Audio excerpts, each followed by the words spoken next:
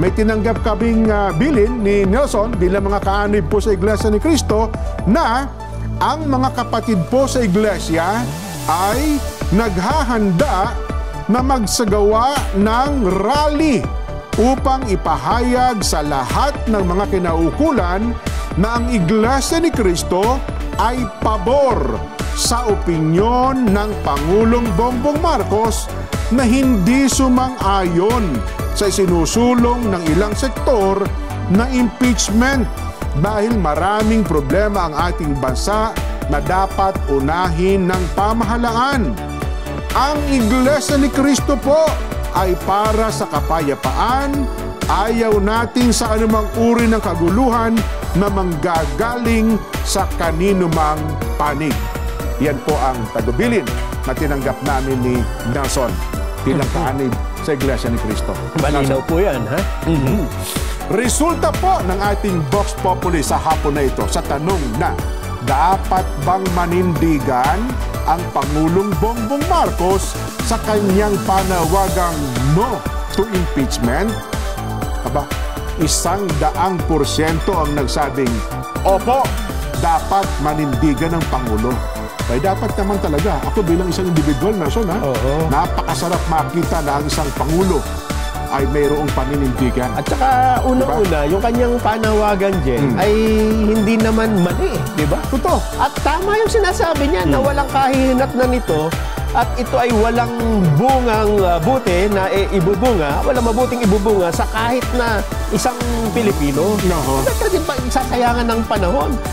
Sa halip ay magkakawatak-watak pa tayo, magiging dahilan pa ng alitan, ng away, at yung iba pa may pinaplano umano na mga panggugulo. Ako po. Saan tayo pupulutin kapag kaganyan? Hindi ba? Nakakalimutan nila, bata pa ako nun, so tandang-tanda ko. Ang utos ng hari ay hindi nababali. Hindi nababali. Diba? Ang utos ng hari ay hari. Kumbaga, ang utos ng hari hindi nababali. Bagamat hindi utos yan, pero, di ba? Pakiusap ng Pangulo, yan ang kanyang statement. Bata pa po ako malit, alam na natin yan. At saka, buti sana kung ang sinasabi niya ay tahasa yung masasabi. Hindi, mali ka dyan, Pangulo. Pagka ng impeachment ito, natuloy ito, magkakaulam yung mga walang ulam, magkakabigas sa palabigasan. Imposible. Dadami ang produksyon ng palay. Naku po. Sige nga, tagdigan nyo nga yung posisyon na yan. Hindi ba? Kung meron sana magsasabing ganyan, ituloy natin yan. Diba? Imposible po mangyari. Ganito ho ang senaryo sa loob ng Malacanang, mga kababayan. Ayan. When my father was impeached, gumanda ba buhay? Filipino? Naman, natanggal yung matandang Marcos. Gumanda ba? Lalo, worse. Ang mga kapatid po sa Iglesia ay naghahanda na magsagawa po ng rally pabor po sa opinyon ng Pangulong Bongbong Marcos na hindi sumang-ayon sa isinusulong ng ilang sektor na impeachment.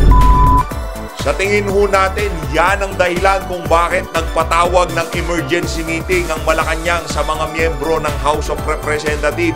Malawak ang kilos protesta, kasado na para kontrahin ang impeachment na yan laban dito kay Vice President Sara Duterte. Pero bago ho ang lahat ng yan, mga kababayan, isang like at isang subscribe, masaya na ho tayo dyan. Yun na nga, mga kababayan, breaking news ho ito. Mga just in member of the House of Representatives are in Malacanang tonight. In the statement, the PCO said, naku po, ang tanong dito talaga kung maraming nagpanik dyan sa naging anunsyo na yan ng INC na kung saan sinusuportahan ho nila ang panawagan nitong si President Bongbong Marcos na walang kwenta yung impeachment na yan. Marami tayong problema, maraming problema ang ating bansa kaysa kung ano-ano inaatupag natin. Unahin ho muna natin yung mga problema na talaga namang malapit sa bituka ng sambayan ng Pilipino. Kaya naman, mga kababayan, ito ho ang banat nitong si Senator Bato de la Rosa kaugnay sa mga maiinit na kaganapan ngayong araw na to. Ito ho, ibinahagi ho nitong si Senator Robin Padilla ang statement na yan nitong si Senator Bato de la Rosa. They can do it. Nobody is stopping them. If they want to do it, then go ahead. They can do it. Wala akong problema. That's a constitutional process. Palakpahan natin. Naku po, itong si Senator Bato de la Rosa, matindi ho yan. Eto mga kababayan ngayong mga oras na to, ganito ho ang senaryo sa loob ng Malacanang mga kababayan. Ayan ho. Sa tingin ho natin ganyan katensyonado ngayong mga oras na to dyan sa loob ng Malacanang dahil sa lumabas na balita na yan na hindi sinusuportahan ng mga kababayan nating INC yaang galaw ng House of Representatives na yan. Saludo tayo sa pamunuan ng INC para doon sa mga politikong nagbabalak magmano sa INC sa papalapit na eleksyon. Mag-isip-isip kayo. Ito mga kababayan, panoorin ho natin to mga kababayan. Ngayon po, meron tayong napakahalagang announcement. Yan na nga ba? Nelson. Pahayag. Breaking news po sa Breaking pamamagitan ng palatuntunan sa ganang mamamayan. Mga kapatid, ayan ang termino natin, mga kapatid, mga kababayan, ipaki-share nyo po itong ating Share. Live. Ito pong ating Facebook Live. Share po, share. Kung saan man kayo social media account naka-follow, ipaki-share nyo po ito para mas marami po makapakinig, makapanood. Correct. At nang sa ganun ay mapakinggan nyo mabuti. Baka kayo ay tumanggap na rin ng tagubilin. Kami po kasi ni Nelson, bilang mga kaanib sa loob ng Iglesia ni Cristo, ay tumanggap tayo ng tagubilin, Nelson. Kaya bago mo lang banggitin yung tagubilin na yan, again, i-share nyo na po, pati yung mga vloggers na kaibigan natin, Nelson. Yung mga vloggers na nakatutok po sa amin, magugustuhan po ninyo itong ating announcement kayon. Napakalaki po nito. At baka mabigla kayo, manghinayang kayo kung hindi nyo po may re-record itong announcement natin ngayon. Okay, hindi nyo napanood. Pero bago po yun, ay balikan muna natin ang mga pangyayari. Yan. Bigyan natin ng konting premise, no? So, Background. Bakit ba naging abala? Diyan, kasi nakita mo, ang House of Representatives, halos araw-araw inaabot na ng madaling araw kung minsan, naging abala sa kung ano-anong investigasyon, di ba? At kung ano-anong ginagawa. At ngayon, ay may nakaumang pa na impeachment. Saan ba nagmula yan dyan? Ano bang pinagmula ng mga pangyayari ito? Nako, yun nga po. Dahil sa, ito po yun ang tawag natin ito, yung awayan sa politika. Yun yung mga issue na ibinabato sa pangalawang Pangulo, dahil daw po sa ganito, sa ganyan, hindi na natin muna talakayan sa pagkakalam naman yun ng ating mga kabayan. At nauwi ho yan sa napakatindi, Umantong sa bantaan nandiyan diba? Sabi ng Vice President, pag ako namatay, may kinausap na ako para patayin din kayo. Sabi naman ng Pangulo, hindi namin palalagpasin yan, yung mga ganyan. At sa pamamagitan din ng mga mamamayan, nanawagan di ba, sa ating Vox Populi, na dapat, hindi ganyan, di ba? Dapat sa inyong dalawa, bilang leader ng bansang ito, hindi nag-aaway, dapat mayroong magpakumbaba. May mauna. At doon nga sa ating Vox Populi, kayo ang nagsabi, mga mamamayan Majority sa inyo nagsabi, ang dapat na manguna dyan para matigil na yung gulo ay ang Pangulong Bongbong Marcos. Pero bitinin natin ng konti, Nelson. Ito inihintay ka pa yung marami natin mga followers. Mamaya natin konting banggitin kung ano po itong i-announce natin na napakalaki. Pero nandun na tayo, Kung sa nagpakumbaba na ang Pangulo. At anong mangyayari kasunod? Ayan po yung ating abangan. Yan, Kaya, sige po, i-share niyo pa, ngayon kasi nakatutok ka sa atin, parang 1,000 pa lang, Nelson, Pabuti natin na mas marami. Pabilisin ho natin yung pag-ikot na yan para again, lalo na po sa mga kapatid. Mga kapatid, alam niyo na po, hindi namin sabihin, na nakatutok ngayon, ipakishare niyo po yung ating palatuntunan sapagkat kami po ni Nelson at ang iba pa nating mga kapatid tumanggap ng bilin, ng tagubilin na dapat baka ay naninibago din kayo at tsaka makakarating din sa inyo ito. Pero i-announce natin, mamaya konti, Nelson, pasarapin lang natin ang ating kwentuhan, ilatag pa natin itong mga bagay na ito, Nelson. Unahin natin dyan yung mga epekto ng mga kalamidad. Kasi sabihin baka nila, hindi, kayo na naman magsasabi na hindi natutugunan ang pangangailangan ng mamamayan. Ang totoo niyan, lahat naman ng pangangailangan ay naasikaso Nako, Baka naman sabihin nila na gano'n. Kaya okay lang maging busy ang mga nasa pamahalaan ngayon kung saang mga bagay. kung para sa inyo okay po yan, sa amin po ni Nelson, hindi okay yan. Lalo na doon sa mga alam mo ba yung bilihin ngayon, Jen? Oo. Naku po, ako nung isang araw, namalengke ako eh. Pag uwi ko, kahit wallet ko, gusto ko na ibenta eh. Sa sobrang mahal mo ng bilihin. Oo, apektado mo talaga tayo lahat. Oo. Again, doon nga lang sa binabanggit natin kayo na epekto ng kalamidad. Yung anong bagyo, Nelson, ha? Oo.